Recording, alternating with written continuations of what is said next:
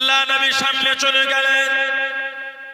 ও জবাকে আল্লাহ নবী কাছে থেকে দাঁড়িয়ে গেলেন। আল্লাহ নবী সামনে চলে গেলেন। আসসালামু আলাইকুম ইয়া রাসূলুল্লাহ হাবিবাল্লাহ। আল্লাহ নবী সালামের জবাব ফেরা দিলেন। আল্লাহ নবী উত্তর খানা দিলেন, ইয়া রাসূলুল্লাহ হাবিবাল্লাহ, ইয়া রাসূলুল্লাহ হাবিবাল্লাহ।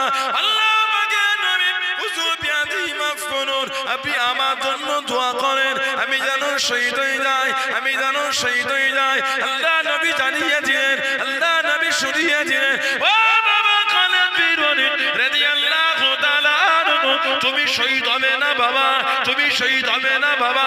ইয়া রাসূলুল্লাহ হাবিবাল্লাহ, অমুক সাহাবীকে জানিয়ে দিলেন, বাবা তুমি শহীদ হবে। অমুক সাহাবীকে শুনিয়ে দিলেন, বাবা তুমি শহীদ হবে। অমুক সাহাবীকে জানিয়ে দিলেন, বাবা তুমি শহীদ হবে। ইয়া রাসূলুল্লাহ হাবিবাল্লাহ, আমি কেন শহীদ হব না? আল্লাহ নবী জানিয়ে দিলেন, আল্লাহ নবী শুনিয়ে দিলেন, ও বাবা খালিদ বিন ওয়ালিদ রাদিয়াল্লাহু তাআলা আনহু, তুমি হলে আল্লাহ পাকের তলোয়ার। জোরে বলুন সুবহান আল্লাহ পাকের তলোয়ার। দুনিয়া কারোর কাছে হারবে না, দুনিয়া কারোর কাছে নত হবে না। ও বাবা খালিদ বিন ওয়ালিদ, আল্লাহ পাক তোমাকে সাইফুল্লাহ করে দে। তুমি হলে সাইফুল্লাহ, তুমি হলে সাইফুল্লাহ, তুমি হলে আল্লাহ পাকের তলোয়ার। জোরে বলুন সুবহান, আর একটু জোরে বলুন সুবহান।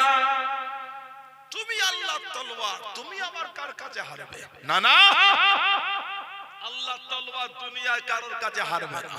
আল্লাহ তোমাকে আল্লাহর তলোয়ার বানিয়েছেন। জোরে বলুন সুবহানাল্লাহ। অষ্টম হিজরিতে মুসলমান হয়েছে তিনজন, খালিদ বিন ওয়ালিদ, উসমান ইবনে তালহা রাদিয়াল্লাহু তাআলা, দুজনে অপেক্ষা। আমার ইবনুল আজকে জিজ্ঞাসা করলেন, কোথায় যাও দুজনে?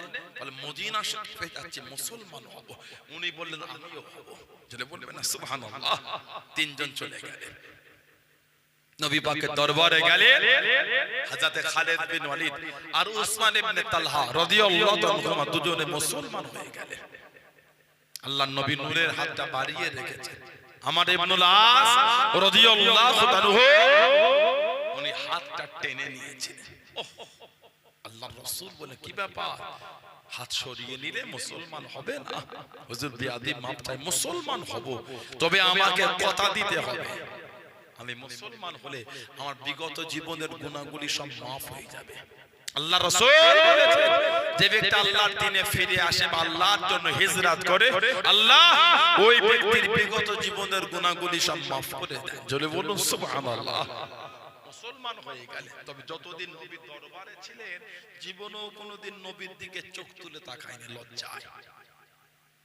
ওই যে হাতটা সরিয়ে নিয়েছিলেন, ওটা সারা জীবন নবী পাকের দরবারে যতদিন বসেছে ওই দাগটা অন্তরে ছিল। লজ্জায় নবীর দিকে দেখতে পারতেন না জীবনও, যতদিন নবী সোহবত পেয়েছেন। উমারে ফারুক রাদিয়াল্লাহু তাআলা ওনাকে মিশরে পাঠালেন। মিশর, যিনি 15 হিজরি বাইতুল মুকাদ্দাস খ্রিস্টানদের কাছ থেকে ছিনিয়ে মুসলমানদের হাতে উঠিয়ে দিয়েছিলেন। জোরে বলুন না সুবহানাল্লাহ। হযরত ওমর 3500 সৈন্য দিয়ে পাঠালেন মিশর। বর্ডারটা চিঠি লিখছেন, হুজুর এদের সৈন্য অনেক, আরো কিছু পাঠান, আরো কিছু পাঠান। উমারে ফারুক আরো 4000 সৈন্য পাঠিয়ে রাদিয়াল্লাহু তাআলা।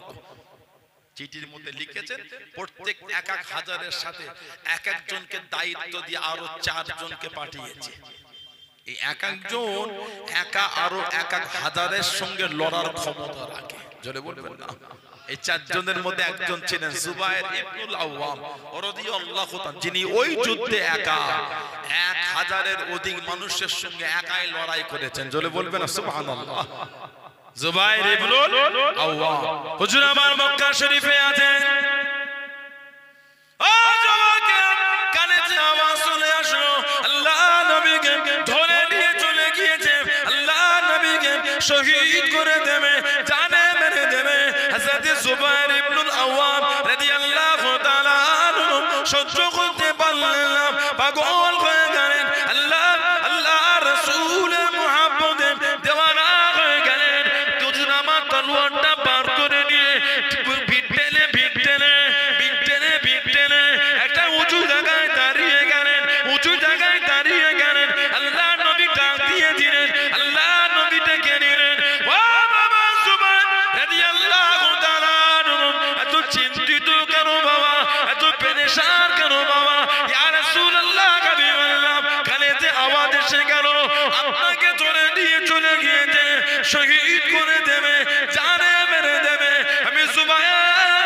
সহ্য করতে পারলাম না, তলোয়ারটা উঁচু করে আপনার জন্য বার হয়ে গেলাম, আপনার জন্য বার হয়ে গেলাম। আল্লাহ নবী জানিয়ে দিলেন, আল্লাহ নবী সরিয়ে দিলেন, ও বাবা সালমান, আমি নবী আমার জুবায়ের ইসলামের মধ্যে সর্বপ্রথম তলোয়ার উত্তোলনকারী। জনে বলুন সুবহান, আর একটু জনে বলুন সুবহান। জুবায়ের, তোমার আগে ইসলামে প্রকাশ্য তলোয়ার কেউ তুলতে পারে না, তুমিই হলে প্রথম যিনি ইসলামের মধ্যে প্রকাশ্য তলোয়ার তুলেছো। জোরে বলবেন না সুবহানাল্লাহ। কম কষ্ট সাহাবাদের দেয়নি। তিনজন সাহাবা তওয়াফ করতে করতে কাফেরদের বলেছিল, তোদের ক্ষমতা থাকলে আমাদেরকে দেখাবি। তোদের সামনে বলছে মক্কা শরীফ থেকে মদিনা শরীফে হিজরত করব। তিনজন, একজন সাইয়্যিদুনা সাইয়্যিদুশ শুহাদা হযরতে আমির হামজা রাদিয়াল্লাহু তাআলা আনহু, আমাদের নবীর নিজের চাচা। নবী পাক নিজে আমার চাচার কবরের কাছে দাঁড়িয়ে সালাম দেবে, জিয়ারত করবে, কিয়ামত পর্যন্ত আমার চাচা তার জন্য আল্লাহর দরবারে দোয়া চাইতে থাকবে। বলো সুবহানাল্লাহ। আর একজন হযরতে ওমর ফারুক রাদিয়াল্লাহু তাআলা আনহু, আর একজন জুবায়ের ইবনুল আওয়াম রাদিয়াল্লাহু তাআলা আনহু। এই তিনজন কাফেরদের বলেছে, সামনে বলছি মক্কা শরীফ থেকে হিজরত করে মদিনা শরীফে যাব, পারলে আমাদের আটকে দেখাবি। জোরে বলবেন না সুবহানাল্লাহ। এত দবদবা আল্লাহ দিয়েছে। মাত্র 15 বছর বয়সে মুসলমান হয়েছে। চাচাটা ছিল কাফের, ওনার নিজের চাচা ছিল কাফের। আহা, নিজের চাচা কাফের।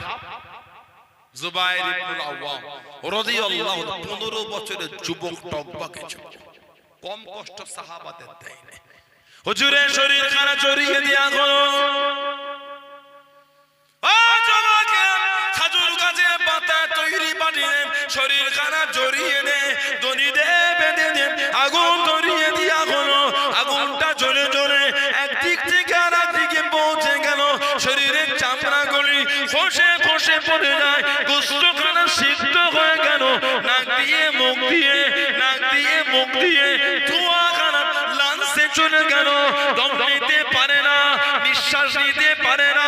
ও যুবক, আল্লাহ রাসূলের সাহাবী হযরত জুবায়ের রাদিয়াল্লাহু তাআলা আনহু চাচা কাফের সামনে দাঁড়িয়ে গেল। জুবায়ের আল্লাহকে বলে যা, জুবায়ের রাসূলকে বলে যা, ঈমানের কলেমা ছেড়ে দে। হযরত জুবায়ের ইবনুল আওয়াম রাদিয়াল্লাহু তাআলা আনহু মানা কাকে বলে, মুহাব্বত কাকে বলে, আল্লাহ আল্লাহ রাসূলের প্রেম কাকে বলে। ও যুবক, চাচা কাফেরকে জানিয়ে দিল, চাচা জান, আমি জুবায়ের যদি শহীদ হয়ে যায়, আমার অন্তর থেকে আল্লাহ আল্লাহ রাসূলের মুহাব্বতটা মুছবে না। জোরে বলুন সুবহান, আর একটু জোরে বলুন সুবহান। গোটা শরীর পাটি দিয়ে জড়িয়ে, খাজুর গাছের পাতা পাটি দিয়ে জড়িয়ে বেঁধে আগুন ধরিয়ে দিয়েছে। আহা, চামড়া পুরে খসে খসে ঝরছে, গোশত সিদ্ধ, নাক দিয়ে আর মুখ দিয়ে ধোঁয়া লাঞ্চে গেছে, আর দম নিতে পারছে না, শহীদ হয়ে যাবে। তখন চাচা দাঁড়িয়ে বলেন, জুবায়ের, ইসলাম ছেড়ে দে, দিন ছেড়ে দে। হুজুর তখনও বলছে, চাচা শহীদ হয়ে যাব, ঈমানের কলেমা ভুলবো না। চলে বলবেন না সুবহানাল্লাহ। এটার নাম হলো মানা, এটার নাম হচ্ছে মুহাব্বত। দাবি করলে হয় না, মানি, দাবি সবাই করে। শুক্রবারে মসজিদে গেলে মনে হয় না এলাকায় খারাপ লোকগুলি কেউ আছে। ঈদুল ফিতর আর ঈদুল আযহা, দুই ঈদে ঈদগায় গেলে মনে হয় না এলাকায় নোংরা লোকটা কেউ আছে। সবই যদি ভালো হলো, দিনের দিন এলাকায় লটারিটা তো বাড়লো কি করে বলেন আপনি আমাকে? জেনও কাটে না, ভূতও কাটে না, মানুষই কাটে। কে বলে ভালো ভালো ফ্যামিলির ছেলেগুলি লটারি কাটছে? দুঃখের কথাটা কাকে বলবেন আপনি? বলেন, বলেন আপনি কষ্টের কথা কাকে বলবেন? আল্লাহ দুটো টাকা দিল, আল্লাহ দুটো খুশি হয়ে পয়সা দিলে আমাদের বাড়ির ভাইগুলি যুবকগুলি সহ্য হলো না। সবজির ব্যবসা করে এই ঠান্ডায়, বলেন তো দেখি, ভোরবেলায় উঠে মাঠে যেতে হয়। পটলের ফুল না ঠাকালে পটল হবে না, তাই তো? এখন তো স্প্রে বার হয়ে গেছে, আজ থেকে 5 বছর আগে স্প্রে সিস্টেমটা ছিল না, ফুলটাই ঠাকাতে হতো। কথা ঠিক বলছি না ভুল বলছি?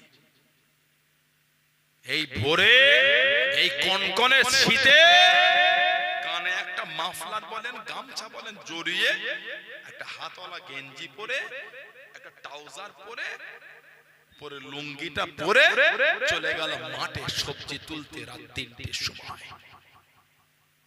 গাদামারা হাটে নিয়ে যাবে, কামদেবপুর বাজারে যাবে,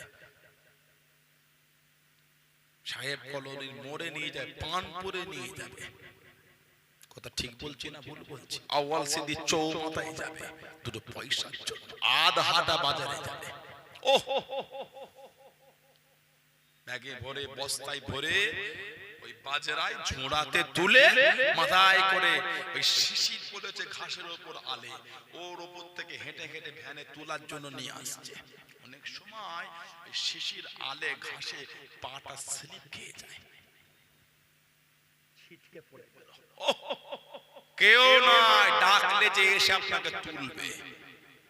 15 মিনিট কলবাসটায় ব্যথা লাগলো, হাঁটুটা ছিঁড়ে গেল, কেঁদে কাটে 15 মিনিট পরে আবার ব্যথা কমলো, টুকটুক করে উঠে আবার সবজিগুলি কুড়িয়ে কুড়িয়ে ব্যাগে কি বস্তায় কি ওই বাজারায় জড়ো করে নিজেই কুড়িয়ে কুড়িয়ে কষ্ট করে ভ্যানে তুলে ওই সবজি নিয়ে গিয়ে বাজারে বিক্রি করেছে।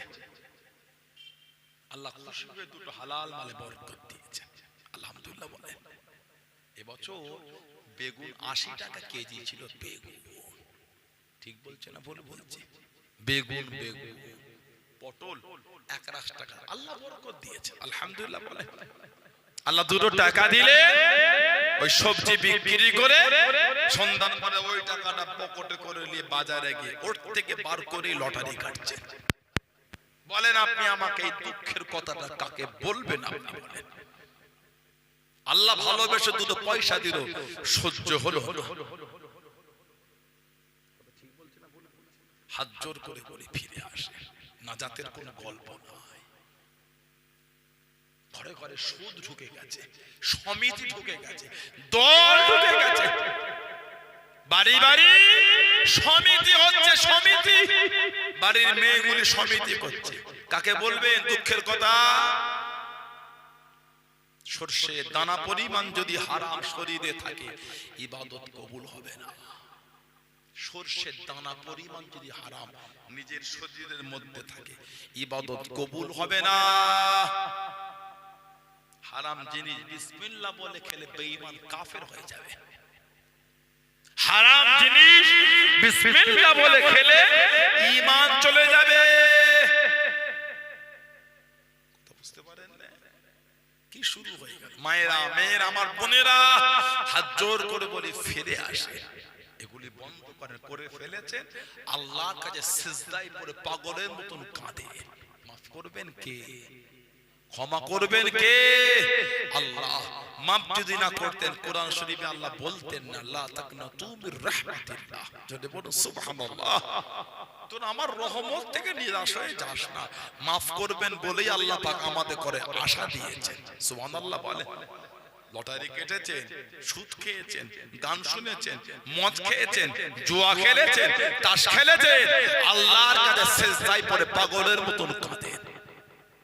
চোখের পানি ফেলে ফেলে কেঁদে কেঁদে দোয়া, আল্লাহ মাফ করে দাও, আল্লাহ করে ফেলেছি মাফ করে দাও, আল্লাহ আমায় মাফ করে দাও, আল্লাহ আমি নাই নাজাত পাবো না। আল্লাহ পাগলের মতন কাঁদেন। খালেস দিলে তওবা, আল্লাহ দয়াময় দয়া করে বান্দা বান্দীদের তওবাকে কবুল করে মাফ করে দেবেন। জোরে বলুন আল্লাহর কাছে ফিরে আসেন, আল্লাহর কাছে ফিরে আসেন। সমাজে 16 আনার কবরস্থানে গিয়ে দেখেন সব মুরব্বিগুলো কাতার দিয়ে শুয়ে আছে।